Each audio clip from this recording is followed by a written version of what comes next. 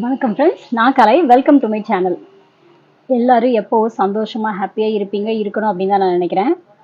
இன்றைக்கி இந்த வீடியோ பார்த்தீங்க அப்படின்னா கண்டிப்பாக பிகினர்ஸ்க்கு ரொம்ப யூஸ்ஃபுல்லான ஒரு வீடியோவாக இருக்கும்.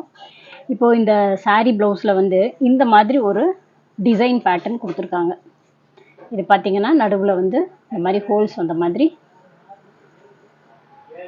ஒரு ஒர்க்கு வந்திருக்கு. ஸோ இதை நம்ம ஸ்டிச் பண்ணும்போது இதுக்கு வந்து லைனிங் கொடுத்து நம்ம ஸ்டிச் பண்ணுவோம் ஸ்லீவுக்கு. ஸோ அந்த மாதிரி லைனிங் கொடுத்து இந்த ஹோல்ஸ் எல்லாமே கவர் பண்ணாமல் எந்த மாதிரி ஒரு ஃபினிஷிங் கொடுத்தா இதை நீட்டாக ஃபினிஷ் பண்ண முடியும், அது ரொம்ப ஈஸியாக எப்படி ஃபினிஷ் பண்ண முடியும் அப்படிங்கிறது இது ஒரு மெத்தடு. இதுக்கு இன்னொரு மெத்தடு, ஒரு சில மெத்தடு இருந்தாலும் இப்போ நான் சொல்லி கொடுக்குறது வந்து இது ஒரு விதமான மெத்தடு. ரொம்ப நல்லா நீட்டாக வந்திருக்கு. ஸோ ஒரு ஸ்லீவ் நான் வந்து ஜாயின் பண்ணிட்டேன். இன்னொரு ஸ்லீவ் எப்படி ஜாயின் பண்ணுறேன் அப்படிங்கிறது தான் உங்ககிட்ட இப்போது இந்த வீடியோவில் நான் காமிக்க போகிறேன். இப்போ இதனுடைய மெயின் கிளாத்து பார்த்தீங்கன்னா 2 சைடு ஒட்டு போடுற மாதிரி இருந்தது. ஸோ நான் இதெல்லாம் யூஸ்வலாக நம்ம எப்போவும் ஸ்லீவில் ஜாயிண்ட்டு ஒட்டு வந்தால் எப்படி பண்ணுவோமோ அதே மாதிரி தான் பண்ணியிருக்கேன். 2 சைடு ஒட்டு போட்டிருக்கேன். இது வந்து ரைட் சைடு, இது வந்து ராங் சைடு. ரைட் சைடு பார்த்தீங்கன்னா இந்த இடத்துல அந்த கிளாஸ் ஒர்க் பண்ணியிருக்கிறாங்க. கிளாஸ் ஒர்க் இருக்குது. சும்மா நார்மலாக பிளாஸ்டிக் மிரர் மாதிரி தான் இருக்குது, ஒரிஜினல் மிரர் கிடையாது. அதுக்கப்புறமா இதில் வந்து இந்த போர்ஷனுக்கு, இந்த அகலமான போர்ஷனுக்கு ஒரு லைனிங் பீஸும், இந்த கேப்பை விட்டுட்டு இந்த அகலமான போர்ஷனுக்கு ஒரு லைனிங் பீஸும், அதாவது ஸ்லீவ் லென்த்து எவ்வளோ இருக்கோ அவங்களோட அளவு ப்ளவுஸில் அதை மெஷர் பண்ணிவிட்டு இந்த அளவு எவ்வளோ இருக்கோ அந்த அளவை மெஷர் பண்ணி அது கூட எக்ஸ்ட்ரா தையலுக்கு தேவையான அளவு சேர்த்திருக்கேன். இப்போ இது பார்த்தீங்கன்னா ஒரு 3.25 ஒரு பாயிண்ட் அந்த அளவுக்கு இருக்கு. ஸோ இங்கே வந்து நம்மளுக்கு இங்கே மடிச்சடிக்கு ஒரு 1/4 இன்ச்சு, இங்கே ஒரு 1/4 இன்ச், அரை இன்ச்சு போல் நம்ம யூஸ்வலாக எப்போவும் எவ்வளவுமே அதே மாதிரி அந்த அளவுக்கு வந்து ஒரு பீஸ் கட் பண்ணி எடுத்துருக்கிறேன். ஸ்ட்ரெயிட் பீஸு 4.25 இன்ச்சு அகலம் வச்சுருக்கேன். லென்த் வந்து நீங்கள் எப்போவும் யூஸ்வலாக நீங்கள் ஸ்லீவ் பேட்டர்ன் கட் பண்ணுவீங்க இல்லையா, அதே மாதிரி தான். இப்போ இந்த அகலத்தில் மட்டும் இந்த இடத்துல ஜாயிண்ட் வரதுனால இந்த லென்த்தில் மட்டும் நம்ம வந்து எக்ஸ்ட்ரா மேலே 1 இன்ச்சும் கீழே 1 இன்ச்சும் நம்ம மடிச்சடிக்கிறதுக்கு தேவையான அளவு. நீங்கள் 1/4 இன்ச் மடிச்சடிப்பீங்கன்னா 1/4 இன்ச் அளவுக்கு 2 பக்கம் 1/4 இன்ச் எக்ஸ்ட்ரா எடுத்துக்கோங்க. அரை இன்ச் மடிப்பீங்கன்னா அரை இன்ச் எக்ஸ்ட்ரா எடுத்துக்கோங்க. ஸோ மடிச்சடிக்கிற அளவுக்கு எக்ஸ்ட்ரா தேவையான துணியை எக்ஸ்ட்ரா வந்து நம்ம எடுத்துக்கணும். அதுதான் மேட்டர். ஸோ இங்கே ஒரு கீழே ஒரு போர்ஷன் எடுத்திருக்கேன். அதே மாதிரி மேலே இங்கே வைக்கிறதுக்கும் இங்கே யூஸ்வலாக விடுற அதே அளவு தையலுக்கு தேவையான அளவு, இந்த இடத்துல உங்களுக்கு மடிச்சடிக்கிறதுக்கு எவ்வளோ தேவையோ அந்த அளவு. இதுதான் வந்து ரைட் சைடு. ஸோ இதில் எப்படி ஃபினிஷ் பண்ணுறதுன்னு பார்க்கலாம். ஃபஸ்ட்டு பார்த்தீங்கன்னா ரைட் சைடு ராங் சைடு, இது வந்து right side. So right side அப்படிங்கும்போது ராங் சைடு திருப்பி நான் வந்து ஒரு 1/4 இன்ச் அளவுக்கு மட்டும் இதை ஃபஸ்ட்டு மடிச்சடிச்சுக்கிறேன்.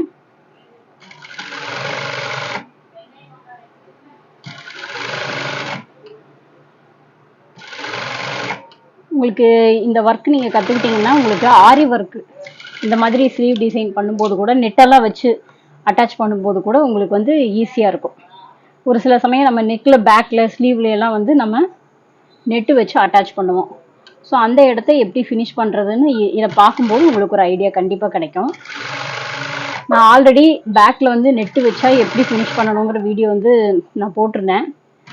நல்ல ரெஸ்பான்ஸ் அந்த வீடியோ, ரொம்ப நல்லா கிளியராக புரிஞ்சிருக்குன்னு நிறைய கமெண்ட்ஸு, நல்ல ரெஸ்பான்ஸு. ஸோ பார்த்தீங்களா, இதில் வந்து இதுதான் வந்து இங்கே வரப்போகிற பகுதி. ஸோ அதனால் இங்கே வந்து நான் அடித்து திருப்புற பகுதி, அதாவது இந்த எட்ஜில் வந்து அடித்து திருப்புற பகுதி. அதனால் இங்கே வந்து நான் மடிச்சடிக்கலை. இந்த இடம் வந்து இப்படி அட்டாச் ஆக போகுது. ஸோ அதனால் இந்த ஓரத்தையும் 1/4 இன்ச்சுக்கு மடிச்சடிச்சிருக்கேன். இப்போ வந்து இதில் இந்த போர்ஷனுடைய லென்த்து எவ்வளோ இருக்குது அப்படிங்கிறத நம்ம அளந்துக்கணும். இந்த ஓப்பன் பிளேஸ் இருக்கு இல்லையா, இதனுடைய மெஷர்மெண்ட் என்னங்கிறத நம்ம அளந்துக்கலாம். கிட்டத்தட்ட வந்து 12.5 இன்ச் இருக்குது. ஸோ 12.5ல் பாதி 6.25 இன்ச்சு. இதை நீங்கள் வந்து ஃபோல்டு பண்ணிவிட்டு 6.25க்கு ஒரு மார்க் பண்ணிக்கோங்க. டபுளாக ஃபோல்டு பண்ணிவிட்டு 6.25 இன்ச் எங்கே வருதோ அங்கே வந்து மார்க் பண்ணிக்கோங்க.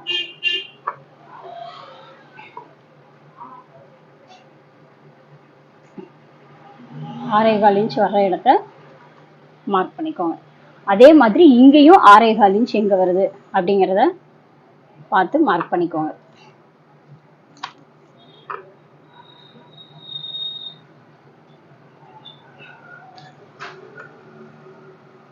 ஸோ ஸோ இந்த மாதிரி மார்க் பண்ணிட்டு அதுக்கப்புறமா பார்த்தீங்கன்னா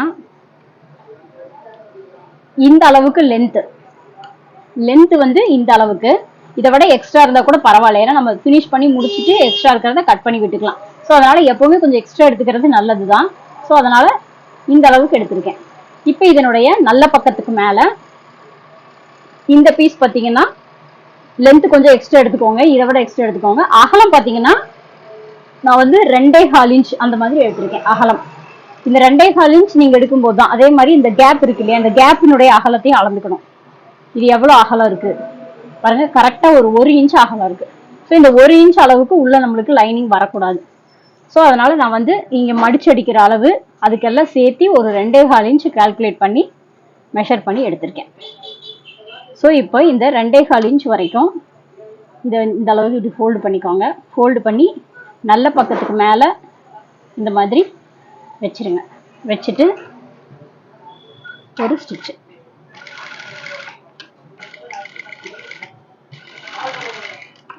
எடுத்துருங்க. ஓகேவா? அடுத்தது இது மேலே இது நல்லா இப்படி ஃபோல்டிங்லேயே இருக்கட்டும். இது மேலே இப்படி இந்த 1/4 மார்க் பண்ணிங்க இல்லையா, நான் இந்த பக்கம் ராங் சைடும் மார்க் பண்ணி காட்டுறேன் பாருங்க. இங்கே இருக்கு அந்த 1/4 மார்க்கிங்.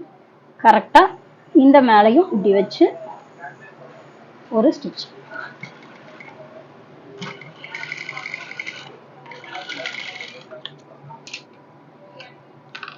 பாருங்க எந்த மாதிரி ஃபினிஷ் ஆகிருக்குன்னு சொல்லிட்டு.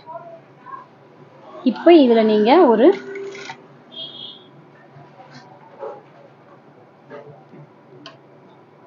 எட்ஜ் ஸ்டிச் ஒன்று கொடுத்துடலாம். புரியாதவங்க ஒரு தடவைக்கு 2 தடவை வீடியோவை தெளிவாக பாருங்கள். ஸ்கிப் பண்ணாமல் பார்த்தீங்கன்னா தான் சொல்லும்போது எல்லா விஷயமும் தெளிவாக புரியும். இப்போ பார்த்தீங்களா, இப்போ இந்த மாதிரி வந்துருச்சு. இப்போ இதில் வந்து இந்த கேப் அளவு வந்து 1 இன்ச் இருக்கான்னு பார்த்துக்கோங்க. பாருங்க, கரெக்டாக 1 இன்ச் இருக்கு. ஸோ இதே மாதிரி இப்போ இந்த பக்கம் இப்போ பாருங்க, இதில் எக்ஸ்ட்ரா வருதா, இதை நம்ம வந்து சிசரில் வச்சு கட் பண்ணி எடுத்துடலாம். ஸோ எக்ஸ்ட்ரா இருக்கிறது ஒன்றும் பிரச்சனை இல்லை, பட் கம்மியாக மட்டும் கட் பண்ணிடாமல் இருந்தீங்கன்னா போதும். கரெக்டாக அந்த இடம் வரைக்கும் வச்சு இப்படி ஃபோல்டு பண்ணிட்டு இப்படி வச்சுக்கோங்க. நான் வந்து 1/4 இன்ச் சீம் அலவன்ஸில் தான் நான் வந்து ஸ்டிச் பண்ணுறேன். ஏன்னா அந்த அளவுக்கு சீம் அலவன்ஸ் இருக்கிற மாதிரி நான் வந்து கட் பண்ணியிருக்கேன். ஸோ இது இப்படி ஃபோல்ட் பண்ணிக்கோங்க. சேம் அதே 1/4 இன்ச்சுக்குள்ள வச்சு மார்க் பண்ணி ஃபினிஷ் பண்ணிக்கலாம். இப்போ பாருங்கள் எப்படி வந்திருக்குன்னு. இப்போ மேலே ஒரு டாப் ஸ்டிச்சு.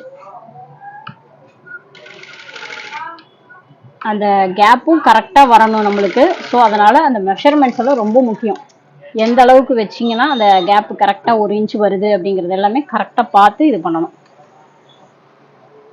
ஸோ இது ஒரு ஈஸியான மெத்தடு. இல்லைன்னா பார்த்தீங்கன்னா இது வந்து கொஞ்சம் வேலை ஜாஸ்தி இருக்கிற மாதிரியான இன்னொரு மெத்தடும் இருக்குது. அந்த மெத்தட் நான் வேற ஒரு வீடியோவில் உங்களுக்கு நான் சொல்கிறேன். ஸோ இங்கே வந்து சென்டருக்கு ஒரு நாச் போட்டிருக்கேன். இதுலேயும் நம்மளுக்கு சென்டரு இதுதான். ஸோ சென்டர்லாம் கரெக்டாக மேட்ச் பண்ணி வச்சிங்கன்னா தான் இந்த மாதிரி பேட்டர்ன் எல்லாம் வரும்போது நம்மளுக்கு ஃபினிஷிங் நல்லா நீட்டாக கொடுக்க முடியும். கரெக்டாக அந்த நாச்சஸ் இருக்கிற பகுதி உள்ளே எந்த பக்கம் குடஞ்சி வெட்டியிருக்கீங்க அதையெல்லாம் கவனமாக பார்த்துட்டு அதுக்கப்புறமா நீங்கள் ஜாயின் பண்ண ஆரம்பிங்க. லைனிங் ஜாயின் பண்ணும்போது எப்பவும் போல் சென்டரோட கரெக்டாக மேட்ச் பண்ணி வச்சுட்டு இங்கே எவ்வளோ சீம் அலவன்ஸ் கொடுத்துருக்கீங்களோ அதே அளவுக்கு தையலுக்கு உண்டான துணி எவ்வளவோ அதே அளவுக்கு சென்டர் மாறாமல் ஸ்டிச் பண்ணுங்க.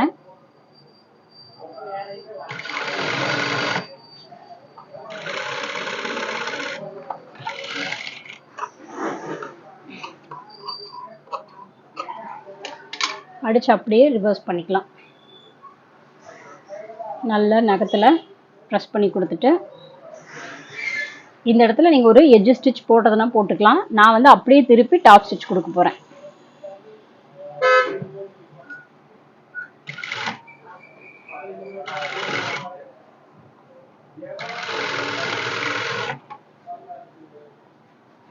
இந்த மாதிரியான வீடியோஸ் உங்களுக்கு பிடிச்சிருக்கு அப்படின்னா கண்டிப்பாக கமெண்ட் பண்ணுங்கள். வீடியோக்கு ஒரு லைக் பண்ணுங்கள். இப்போ வந்து ஹைப்புங்கிற ஒரு ஆப்ஷன் யூடியூப்பில் புதுசாக இன்ட்ரடியூஸ் பண்ணியிருக்காங்க. ஸோ வீடியோ யூஸ்ஃபுல்லாக இருக்குது அப்படின்னு நினைக்கிறவங்க கண்டிப்பாக அந்த ஹைப்புங்கிற ஆப்ஷனையும் நீங்கள் கிளிக் பண்ணி விடுங்க. கரெக்டாக இதை சென்டர் பண்ணி வைங்க. இங்கேயும் சென்டர் நாச் கரெக்டாக இப்படி மேட்ச் ஆகுதான்னு பார்த்துருங்க. பார்த்துட்டு ஃபஸ்ட்டு இங்கே நம்ம ஃபுல்லாக ஜாயின் பண்ணுறதுக்கு முன்னாடி இந்த போர்ஷனை மட்டும் ஃபஸ்ட்டு நம்ம ஸ்டிச் பண்ணிடலாம். ஸோ அதுக்கு நீங்கள் கரெக்டாக சென்டர் மேட்ச் பண்ணியிருக்கீங்களான்னு செக் பண்ணி பார்த்துட்டு நீங்கள் ஸ்டிச் பண்ண ஸ்டார்ட் பண்ணுங்கள்.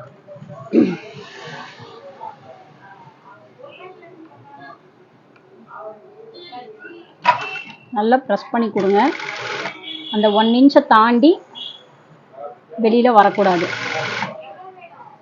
அதனால தான் நம்ம கரெக்டாக மேட்ச் பண்ணி நம்ம ஸ்டிச் பண்ணோம்.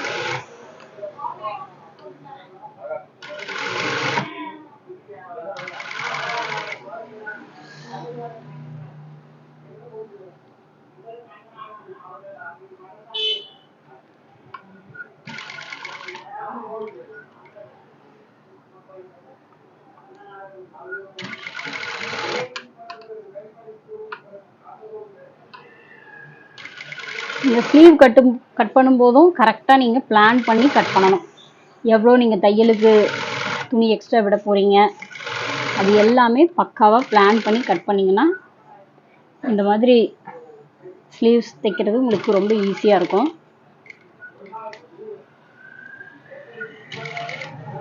ஸோ கண்டிப்பாக ட்ரை பண்ணி பாருங்கள்.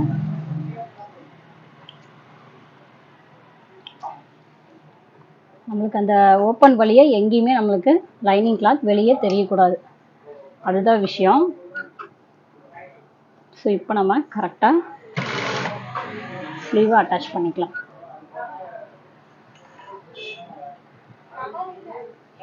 நான் சிங்காநல்லூர் பக்கத்தில் ஏதாவது டெய்லர்ஸ் இருக்காங்களா அப்படின்னு சொல்லிட்டு கேட்டிருந்தேன் 2-3 வீடியோக்கு முன்னாடி. பட் யாருமே ரெஸ்பான்ஸ் பண்ணலை. ஒருத்தவங்க மட்டும் ரெஸ்பான்ஸ் பண்ணியிருக்காங்க, பார்ப்போம். அவங்க இன்னும் என்னை காண்டாக்ட் பண்ணலை, கமெண்ட்டில் மட்டும் போட்டிருக்காங்க. வேறு யாராவது சிங்காநல்லூர் சைடு இருக்கீங்க அப்படின்னா காண்டாக்ட் பண்ணுங்கள்.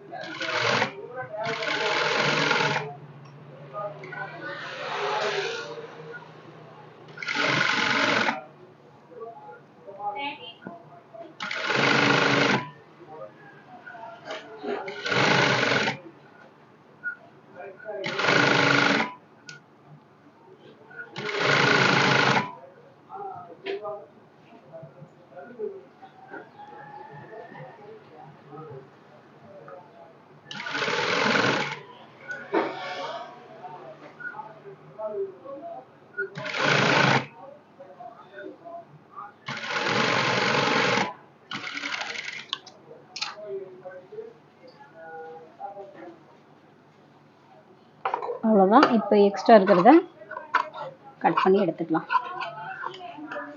சரிங்களா? பிசிறு எதுவுமே வெளியில் தெரியல. நான் உங்களுக்கு ரைட் சைடு எப்படி இருக்குன்னு சொல்லிட்டு காமிக்கிறேன்.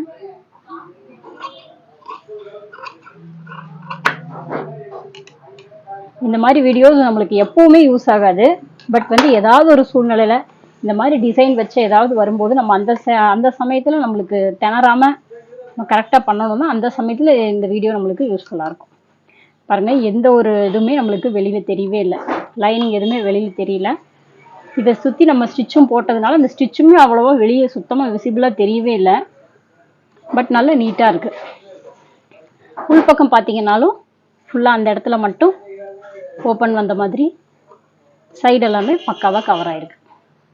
ஸோ இந்த மெத்தட் வந்து ரொம்ப ஈஸியான மெத்தடு. ஒரு சில மெத்தட் இருந்தாலும் இந்த மெத்தட் வந்து ரொம்ப ஈஸியாக இருக்கும். இந்த மாதிரி ஸ்ட்ரைட்டாக இருக்கிற லைனை வந்து அந்த கேப்பை வந்து எப்படி லைனிங் இல்லாமல் ப்ராப்பராக ஃபினிஷ் பண்ணுறதுன்னு சொல்லிட்டு இந்த வீடியோ மூலமாக நீங்கள் கற்றுட்ருப்பீங்கன்னு நினைக்கிறேன். கண்டிப்பாக வீடியோ பிடிச்சிருந்ததுன்னா லைக் பண்ணுங்கள், ஹைப்பும் பண்ணுங்கள். உங்கள் ஃப்ரெண்ட்ஸ் யாருக்காவது பிடிக்கும்னா கண்டிப்பாக ஷேர் பண்ணுங்கள். தேங்க்ஸ் ஃபார் வாட்சிங் ஃப்ரெண்ட்ஸ். பாய்.